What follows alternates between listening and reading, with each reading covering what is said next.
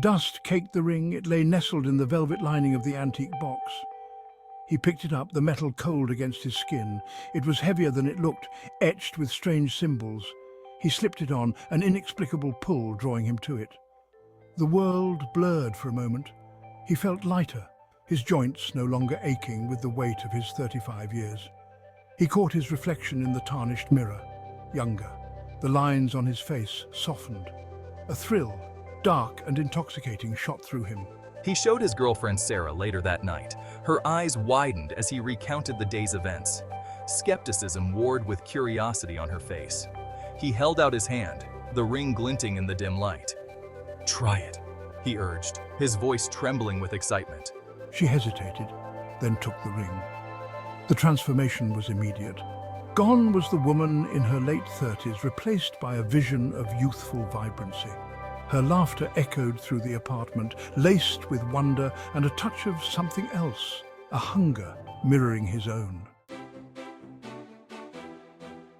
The days that followed were a blur of reckless abandon. They quit their jobs, no longer tethered to the drudgery of adulthood. They spent their days reliving their 20s parties, spontaneous trips, nights lost in a haze of youthful exuberance. With each spin of the ring, they shed years, their bodies growing younger, stronger. He reveled in the feel of his lean muscles, the boundless energy coursing through him. His reflection no longer filled him with the dread of aging, but with a narcissistic pleasure. Sarah, too, blossomed. Her laughter was constant, her eyes sparkling with mischief. They were invincible, their youth an endless summer stretching before them. The ring, once a trinket, became their shared obsession, a symbol of their pact to outrun time. But like all highs, this one had a dark side, a creeping unease that whispered beneath the surface of their joy. He found himself drawn to the carefree world of his teens. Video games, once a way to unwind, became an obsession. He spent hours glued to the screen, the flashing lights and fantastical worlds a welcome escape from the nagging feeling that something was terribly wrong. Responsibilities, paying bills, cleaning, even holding a simple conversation became tiresome, irritating. He shirked them, retreating further into his self-imposed adolescence. Sarah, initially amused by his regression, grew concerned, but her concern was edged with something else now, a darkness that mirrored his own. She too had succumbed to the ring's allure, her transformations becoming more drastic. She had shed her 30s, her 20s, even her late teens with an alarming speed. The once playful banter between them was laced with a new tension.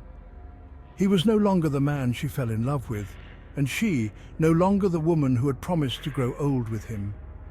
The ring had twisted their love into something ugly, a competition of regression fueled by a desperate need to outrun the shadows of their past.